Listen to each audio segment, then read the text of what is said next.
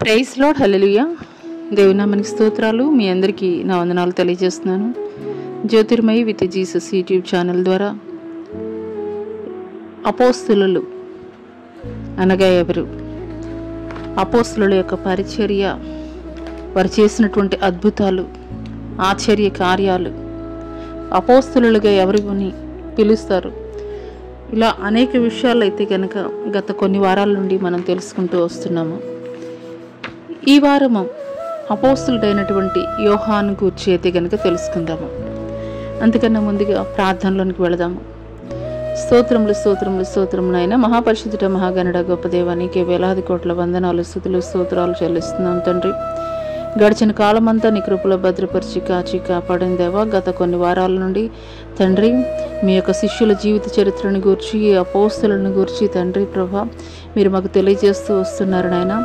ఈ దినము నాయన నా తండ్రి అపోస్తులుడైనటువంటి పేతురు యొక్క జీవిత చరిత్రను గురించి తండ్రి ప్రభా, పేతురు అపోస్తులుడిగా మార్చబడిన తర్వాత, పరిశుద్ధాత్మను పొందుకున్న తర్వాత ఎటు రీతిగా అయా మీ సువార్తను ప్రకటించాడు, ఏ రీతిగా అయా పరిచర్య జరిగించాడు, అద్భుతాలు ఆశ్చర్య కార్యాలు జరిగించారు అనేటువంటి విషయాలు తండ్రి ప్రభా జీవం కలిగినటువంటి మీ మాటల ద్వారా మీరు మాకు బోధిస్తుండగా తండ్రి ప్రభా, ఆది అపోస్తులు నాయన నా తండ్రి ప్రభా అయ్యా ఎటు రీతిగా వినయం కలిగి భయభక్తులు కలిగి విన్నారో తండ్రి ప్రభా, అటు రీతిగా తండ్రి ప్రభా వినగలిగినటువంటి చెవుల్ని, గ్రహించగలిగినటువంటి హృదయాన్ని తండ్రి ప్రభా అయ్యా కూడి ఉన్న బిడ్డలకి నాకు దయచేయమని నజరుడైన యేసు పుణ్య పరిశుద్ధ నామములో అడిగి వేడుకొనుచున్నాం ప్రియ పరలోకపు తండ్రి, ఆమేన్.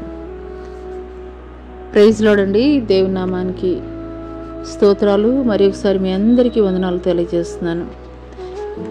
మరి గత కొన్ని వారాల నుండి కూడాను యేసుక్రీస్తు వారి యొక్క 12 మంది శిష్యుల జీవిత చరిత్ర గురించి తెలుసుకున్నాము. ఆ తర్వాత వారు మేడగదిలో పరిశుద్ధాత్మను పొందుకున్న తర్వాత, అపోస్తులుగా మార్చబడిన తర్వాత ఏ రీతిగా వారి పరిచర్య జరిగించారు, ఏ రీతిగా దేవుని నామం పేరిట అద్భుతాలు ఆశ్చర్య కార్యాలు జరిగించారు అనేటువంటి విషయాలు మరి పరిశుద్ధాత్మ సహాయం ద్వారా మనమైతే తెలుసుకుందాము. మరి అపోస్తులుడైనటువంటి యోహాను యొక్క పరిచయము ఒక 2 మాటల్లో తెలుసుకుందాము. ఈ యొక్క అపోస్తులుడైనటువంటి యోహాను యాకోబు యొక్క సహోదరుడు. మరి యేసుక్రీస్తు వారి యొక్క ఆంతరింగిక త్రయములో అంటే అత్యంత ప్రియమైనటువంటి 3 శిష్యుల్లో అత్యంత ప్రియమైనటువంటి వాడు ఈ యొక్క యోహాను. ఇది యోహాను యొక్క పరిచయం అయితే కనుక షార్ట్కట్లో మనం తెలుసుకోవచ్చు. యేసుక్రీస్తు ప్రభువారిని ఏ రీతిగా తెలుసుకున్నాడు, దేవుడు ఏ రీతిగా ఈ యొక్క యోహాన్ని పిలిచారు అని అంటే కనుక, మరి బాప్తిసమిచ్చి యోహాను చెప్పినటువంటి మాటలు విన్నటువంటి యేసుని చూపి ఈయనే లోకరక్షకుడు అని చెప్పిన అటువంటి తరుణంలో యోహాను యేసుని చూచి వెంబడించడం అయితే కనుక మొదలుపెట్టాడు. తన అన్న అయినటువంటి యాకోబు పరిచయం చేసిన తర్వాత లోకరక్షకుడు ఈయనే అని పరిచయం చేసినప్పుడు యేసుక్రీస్తు ప్రభుల వారిని వెంబడించడం అయితే కనుక ప్రారంభించాడు. ఒక దినమంతా కూడాను యేసుతో ఈ యొక్క యోహాను అయితే గనక ప్రయాణం చేయడం అయితే గనక కొనసాగించబడింది. యోహాను సువార్త 1వ అధ్యాయం 35వ వచనం ప్రకారం. మరి అదే రీతిగా యేసుక్రీస్తు ప్రభుల వారు సిలువలో సర్వమానవాళి పాప పరిహారార్థము మరి తన యొక్క శరీరాన్ని క్రయధనముగా సమర్పిస్తున్నటువంటి క్రమంలో యేసుక్రీస్తు వారి యొక్క శిష్యులు అందరూ కూడాను ఆ యొక్క రోమా సైనికులకి భయపడి పారిపోయినటువంటి వారిగా ఉన్నారు. కానీ యోహాను మాత్రం ఒక్కడే ఆయన సిలువ యొద్ద నిలబడినటువంటి వాడిగా ఉన్నాడు. హల్లెలూయా. అంత మాత్రమే కాదు, పునరుద్ధానుడైనటువంటి యేసుని కూడా ప్రభువునిగా మరి గుర్తించి ఆయన ప్రియమైనటువంటి శిష్యుడిగా, అపోస్తలుడిగా అయితే కనుక ఈ యొక్క యోహాను ఉన్నాడు. అంత మాత్రమే కాదు, యేసుక్రీస్తు ప్రభుల వారు తన సొంత తల్లి యొక్క బాధ్యతల్ని ఈ యొక్క యోహానికే అప్పగించారు. యోహాను మరియ తల్లి బాధ్యతల్ని సొంత కొడుకుగా అన్నమాట ఆమె మరణించేంత వరకు కూడాను ఆమె యొక్క బాధ్యతలు చూసుకున్నటువంటి శిష్యుడిగా అయితే కనుక ఈ యొక్క యోహాను గురించి ప్రత్యేకంగా మనం చెప్పవచ్చు.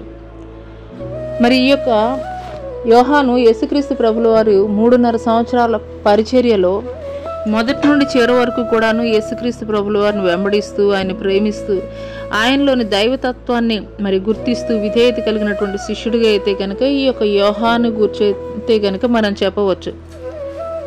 హల్లెలూయా. అపోస్తలుడిగా యోహాను చేసినటువంటి సేవా పరిచర్య ఏమిటి అనే విషయాన్ని అయితే కనుక మనం తెలుసుకుందాము. యేసుక్రీస్తు ప్రభుల వారు పునరుద్ధానుడైన తర్వాత 40 దినాలు ఆయన ప్రజలందరికీ కూడా కనిపిస్తూ, ఆయన ఆరోహణం అవుతున్నటువంటి క్రమంలో, తండ్రి ఎదుగు ఆరోహణం అవుతున్నటువంటి క్రమంలో శిష్యులు మరి అడిగినటువంటి ప్రశ్నకి గాను ఆయన చెప్తారు, నేను మీ కొరకు ఒక ఆదరణకర్తను నేను పంపిస్తాను, అనగా పరిశుద్ధాత్మని నేను మీ కొరకు పంపిస్తాను, మీరైతే యెరూషలేముని విడిచి మీరు వెళ్ళవద్దు, యెరూషలేములోనే మీరు కనిపెట్టి ఉండండి అని తెలియజేసినటువంటి తరుణంలో వారు యెరూషలేము విడిచి వెళ్లకుండా మేడగదిలో యేసుక్రీస్తు ప్రభుల వారి 12 మంది శిష్యులతో పాటు ఈ యొక్క యోహాను కూడా ఉన్నాడు. 120 మంది వారు కనిపెట్టి ప్రార్థన చేస్తున్నటువంటి తరుణంలో 10వ దినం పెంతెకొస్తు పండుగ దినం రోజున మరి అగ్ని నాలుకలుగా విభాగింపబడి వారందరి మీద కూడాను రాలినప్పుడు ఒక్కొక్కరు కూడాను వారు ఎరిగినటువంటి అన్య భాషలలో అయితే వారు మాట్లాడటం జరిగింది. హల్లెలూయా. ఆదిమ సంఘ పునాదులు కూడాను అప్పుడే అయితే గనక నిర్మాణం జరిగినాయి అయితే అని చెప్పడంలో ఏమాత్రం కూడా అతిశయోక్తి లేదు. హల్లెలూయా. మరి పెంతెకొస్తు పండగ దినాన పేతురు పరిశుద్ధాత్మ పూర్ణుడై ప్రసంగిస్తున్నప్పుడు యోహాను కూడాను పేతురుతో కూడా ఉండి అన్య భాషలతోటి మాట్లాడినటువంటి వాడిగా ఉన్నాడు. అంత మాత్రమే కాదు, శృంగారమైనటువంటి దేవాలయానికి పేతురు యోహానులు వెళుతున్నటువంటి క్రమంలో పుట్టి కుంటివాడైనటువంటి ఒక వ్యక్తి అక్కడ ఈ యొక్క పేతురు యోహానులు చూసి మరి ధన సహాయం కొరకు అడుగుతున్నటువంటి క్రమంలో పేతురు అయితే కనుక మా యొద్ద వెండి బంగారాలు లేవు, కానీ నా యొద్ద కలిగి ఉన్నదే నేను మీకు ఇస్తున్నానని యేసు ప్రభుల వారి పేరిట ప్రార్థన చేసినప్పుడు ఆ పుట్టి కుంటివాడు మరి లేచి దేవాలయంలోనికి పరిగెత్తికి వెళ్ళినట్లుగా ఆ సన్నివేశంలో అయితే కనుక మనం చూస్తాం. ఆ సన్నివేశంలో పేతురుతో కూడా యోహాను ఉన్నట్లుగా అయితే కనుక లేఖనంలో రాయబడింది. అపోస్తుల కార్యం 3వ అధ్యాయం 1 నుండి 8 వచనాలు కనుక మనం చూసుకున్నట్లయితే, ఆ తర్వాత అక్కడ ఉన్నటువంటి శాస్త్రులు, పెద్దలు, ప్రధాన యాజకులు వాళ్ళంతా కూడాను యేసుని వ్యతిరేకిస్తూ వారు ఏమని తెలియజేస్తారనంటే కనుక పేతురు యోహానులు దేవుణ్ణి ప్రకటిస్తున్నటువంటి క్రమంలో, యేసుక్రీస్తు నామాన్ని ప్రకటిస్తున్నటువంటి క్రమంలో యేసు యొక్క నామాన్ని మీరు ఎంత మాత్రం కూడా బోధించడానికి మీకు వీలు లేదు అని వారు ఆజ్ఞాపిస్తారు. అప్పుడు వారికి వీరిరువురు పేతురు యోహానులు తెలియజేసినటువంటి మాట ఏంటంటే, మరి మేము దేవుని మాట వినట కంటే మీ మాట వినుట దేవుని దృష్టికి న్యాయమా, మీరే చెప్పండి అని వ్యతిరేకించినటువంటి పెద్దలుగా పిలువబడేటువంటి శాస్త్రులు, పరిసయ్యులకి ఎదురొడ్డి నిలిచినటువంటి వారిగా ఉన్నారు, దేవుని పక్షంగా నిలబడినటువంటి వారిగా ఉన్నారు. ఇది అపోస్తలుల కార్యం 4వ అధ్యాయం 19వ వచనంలో అయితే కనుక మనం చూస్తాము.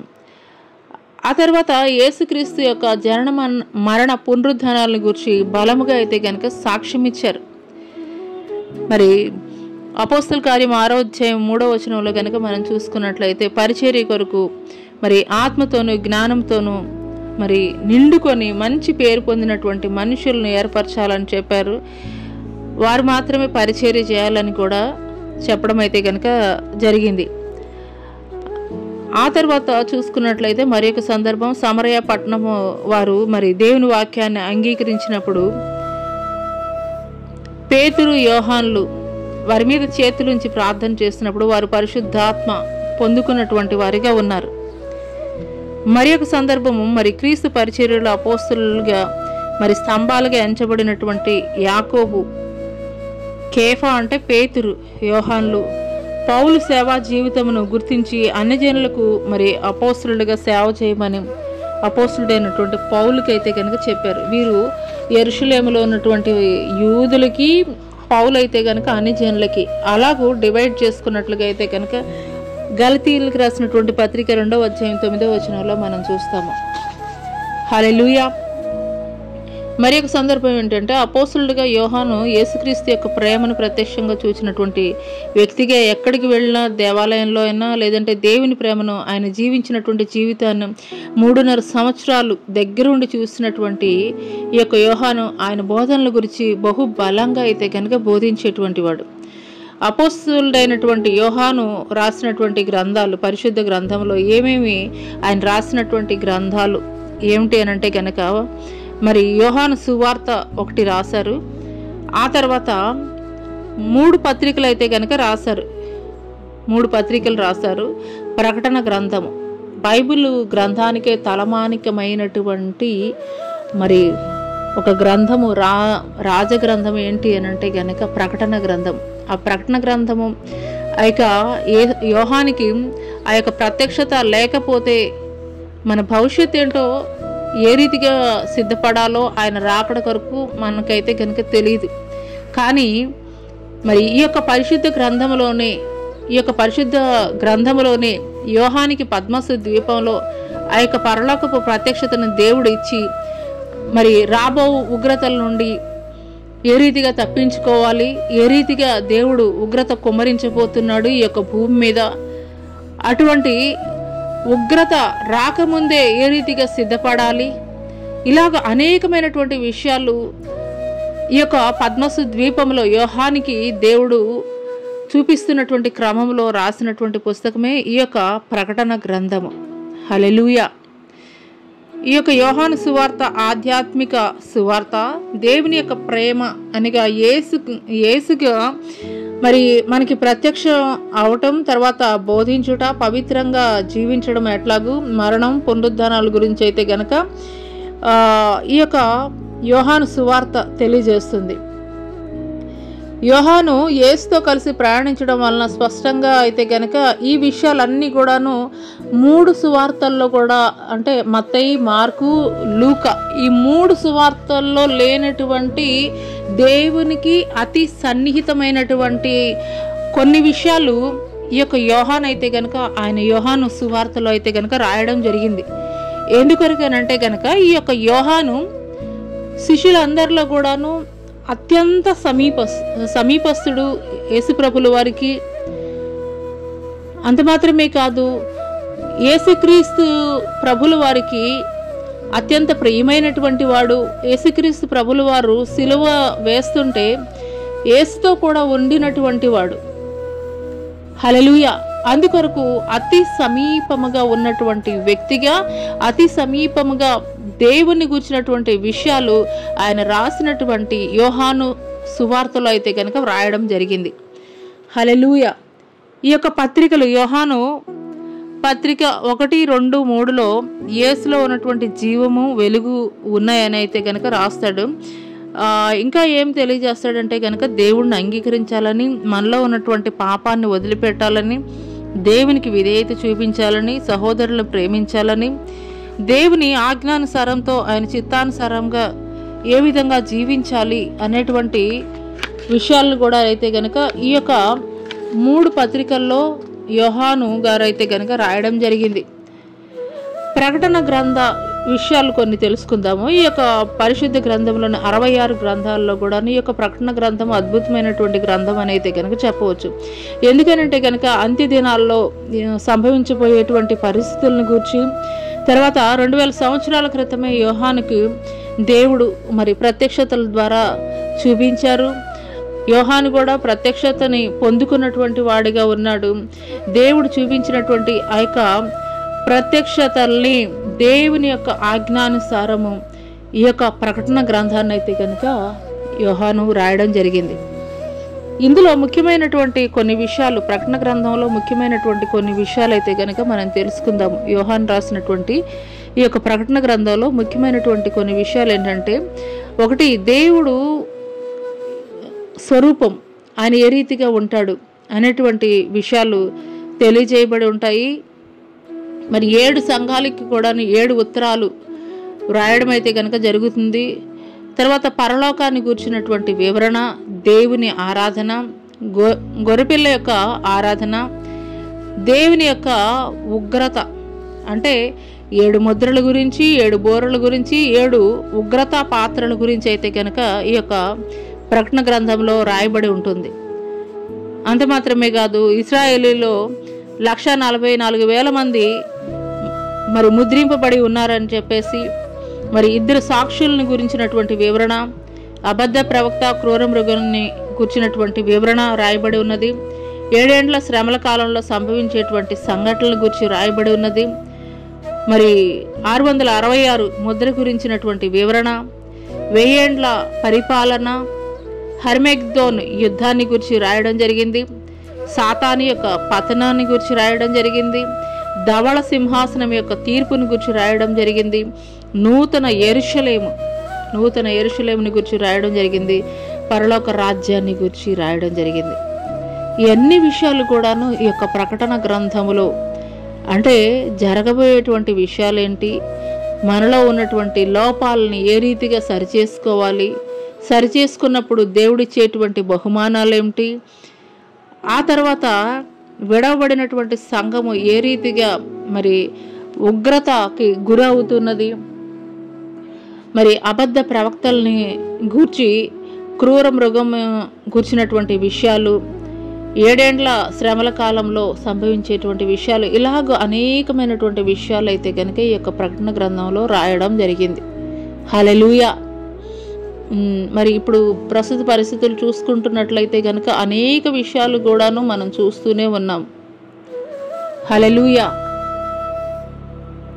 అపోస్తలుడైనటువంటి యోహాను గారి యొక్క ప్రాశస్త్యము, ఆయన యొక్క గొప్పతనం ఏంటి అని అంటే కనుక ఈ యొక్క పరిశుద్ధ గ్రంథంలో ఏ వ్యక్తి కూడాను పరలోకాన్ని గూర్చి కానీ మరి ఆ యొక్క పరలోకం ఏ రీతిగా ఉంటుంది అనేటువంటి విషయం అయితే కనుక తెలియదు, ఎవరు కూడా చూడలేదు. కానీ అటువంటి గొప్ప ధన్యత, ప్రత్యక్షతల్ని దేవుడు యోహానికి అయితే కనుక చూపించారు. అంత మాత్రమే కాదు, అపోస్తలుడైనటువంటి యోహాను యేసు యొక్క స్వరూపాన్ని, తండ్రి స్వరూపాన్ని, పరలోక రాజ్య దర్శనాన్ని, మరియు అంత్యకాల ఉగ్రతలను, 1000 ఏండ్ల పాలనను, సాతాన్ని ఏ రీతిగా శిక్షిస్తాడు దేవుడు, ధవళ సింహాసనం యొక్క తీర్పు, పరలోకం అంటే నూతన యెరూషలేములను ప్రత్యక్షంగా దేవుడైతే కనుక చూపించారు. మరి యోహాన్ని గురించి ఒక మాటలో చెప్పాలంటే ఎంతో ధన్యుడని చెప్పేసి చెప్పాలి. ఎందుకొరకు అని అంటే కనుక మరి ఇంతకంటే గొప్ప ధన్యత ఎవరు కూడాను ఈ యొక్క పరిశుద్ధ గ్రంథంలో అయితే కనుక పొందుకొని లేరు. స్వయంగా దేవుడే మరి సీనాయి పర్వతం మీద మోషే వెనుక భాగం నుండి చూశారు ఆయన యొక్క ప్రసన్నతని. కానీ ఇక్కడ ప్రకటన గ్రంథంలో చూసుకున్నట్లయితే యోహాను క్లియర్గా డైరెక్ట్గా ఆ యొక్క ప్రత్యక్షతను అయితే కనుక పొందుకోగలిగేటువంటి అదృష్టాన్ని కలిగి ఉన్నాడని అయితే కనుక చెప్పవచ్చు.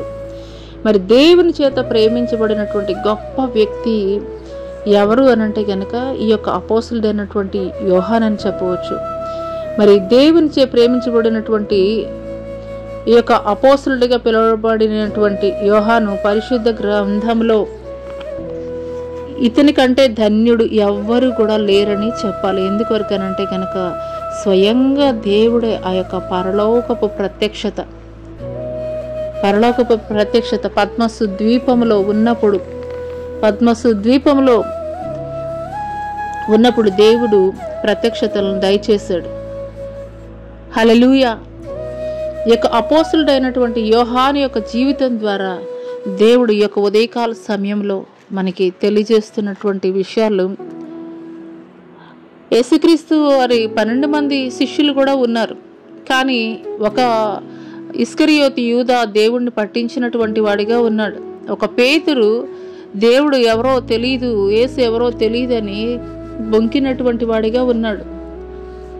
మరి యేసుక్రీస్తు ప్రభుల వారిని రోమా సైనికులు తీసుకుని వెళుతున్నటువంటి క్రమంలో, సిలువ వేస్తున్నటువంటి క్రమంలో అందరూ శిష్యులు కూడా పారిపోయినప్పటికీ కూడాను ఈ యొక్క యోహాను మాత్రం ధైర్యముగా దేవుడి పక్షంగా నిలబడ్డాడు. స్వయంగా యేసుక్రీస్తు ప్రభుల వారి యొక్క తల్లి బాధ్యతల్ని స్వీకరించినటువంటి వాడిగా ఉన్నాడు. దేవుని పక్షముగా దేవుని యొక్క సువార్త ప్రకటిస్తున్నటువంటి క్రమంలో యోహాన్ని కాగేటువంటి నూనెలో పడవేశారు. అయినప్పటికీ కూడాను మరి అతను బ్రతికినటువంటి వ్యక్తిగా ఉన్నాడు. ఆ తర్వాత పద్మసు ద్వీపంలో పగలు భయంకరమైనటువంటి ఎండ, రాత్రి ఎముకలు కొరికేటువంటి చలి, అటువంటి పరిస్థితుల్లో కూడాను దేవుణ్ణి ప్రార్థిస్తున్నటువంటి క్రమంలో, దేవుణ్ణి స్తుతిస్తున్నటువంటి క్రమంలో దేవుడు ఆ యొక్క పద్మసు ద్వీపంలోనే యోహానికి ప్రత్యక్షతను దయచేశాడు. పరలోక రాజ్యాన్ని చూపించాడు. జరగబోయేటువంటి సంఘటనలను గురించి, జరగబోయేటువంటి సంభవాలను గురించి, పరిస్థితులను గురించి తెలియజేశాడు. ఏ రీతిగా సిద్ధపడాలి, సిద్ధపడినటువంటి వారు ఏ రీతిగా వారు బహుమానాలు పొందుకుంటారు, ఇలాగూ ఆయన యొక్క రాజ్య పరిపాలన ఏ రీతిగా జరిగించబోతున్నాడు, ఇలాగ అనేకమైనటువంటి విషయాల్ని దేవుడు ప్రత్యక్షత ద్వారా యోహానికి చూపించాడు. క్రైస్తవులకి కలిగినటువంటి గర్వ కారణం ఏంటి అంటే గనక ఈ యొక్క ప్రకటన గ్రంథం. నేడు ఆయా పరిస్థితులన్నిటినీ కూడా మనం చూస్తూ ఉన్నాము. అయితే మనం నిరీక్షణ లేనటువంటి ఇతరుల వలె మీరు ఉండొద్దు అని పరిశుద్ధ గ్రంథంలో రాయబడి ఉంది. ఏం జరుగుతుందో, జరగబోయేటువంటి పరిస్థితుల్లో ఏ రీతిగా సిద్ధపడాలో సమస్త విషయాలు కూడా దేవుడు మన ముందు ఉంచి ఉన్నాడు. మరి ఆయా పరిస్థితులను మనం చూస్తున్నప్పుడు మనం సిద్ధపాటు కలిగినటువంటి వారముగా ఉండాలి. ఎందుకొరకనంటే ఆల్రెడీ సువార్త ప్రకటించబడి ఉన్నది. తెలియకపోతే తెలియలేదు అనుకోవచ్చు. ఆల్రెడీ సువార్త ప్రకటించబడి ఉన్నది. విడవబడినటువంటి వారి పరిస్థితి ఏంటో తెలియజేశాడు. సమస్తము కూడా తెలియజేశాడు. తెలియజేసినప్పుడు మనం చేయవలసింది ఏంటంటే అటువంటి భయంకరమైనటువంటి, ఇంత భక్తి చేసి కూడాను అంత భయంకరమైనటువంటి నరకాగ్ని గుండానికి పాత్రులము కాకూడదు. 7 ఏండ్లు ఆకాశపు విందులో ఆయనతో కూడా ఉండాలి అని మనం ఆలోచించుకున్నట్లయితే దేవుడు చూపించినటువంటి సత్యమైనటువంటి మార్గములో ఆయనకి నచ్చినట్లుగా మన ప్రవర్తనను మనం మార్చుకున్నటువంటి వారముగా ఉందాము. ఎత్తబడే గుంపులో ప్రత్యేకింపబడినటువంటి వారముగా మనం ఉందాము. అటి కృప దేవుడు మనకి దయచేయను గాక. ఆమెన్. ప్రార్థన చేసుకుందాం.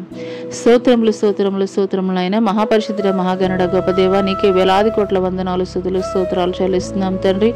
ఒక అపోస్తులుడైనటువంటి యోహాను ఏ రీతిగా తండ్రి ప్రభా అయ్యా తండ్రి ప్రతికూలమైనటువంటి పరిస్థితుల్లో కూడా నీ పక్షంగా నిలబడ్డాడో అయ్యా, మీ యొక్క ప్రత్యక్షతను పొందుకున్నాడో అదే రీతిగా తండ్రి ప్రభా మేము కూడా నిలబడడానికి కృప చూపించండి తండ్రి. జరుగుతున్నటువంటి పరిస్థితులను చూసి కలవరపడటం, ఆందోళన చెందడం కాదు కానీ తండ్రి అయ్యా, మీరు ఒక ముందుగానే అయ్యా ఇచ్చి ఉన్నారయ్యా. మీ యొక్క శిష్యుడైనటువంటి అపోస్తులుడైన యోహాను గారి ద్వారా ప్రకటన గ్రంథంలో ఏ రీతిగా సిద్ధపడాలి, ఏ రీతిగా సిద్ధపరచుకోవాలి, మా కుటుంబంలోని వారిని ఏ రీతిగా సిద్ధం చేయాలి అనేటువంటి విషయాలు మీరు మాకు తెలియజేశారు నాయన నా తండ్రి ప్రభా.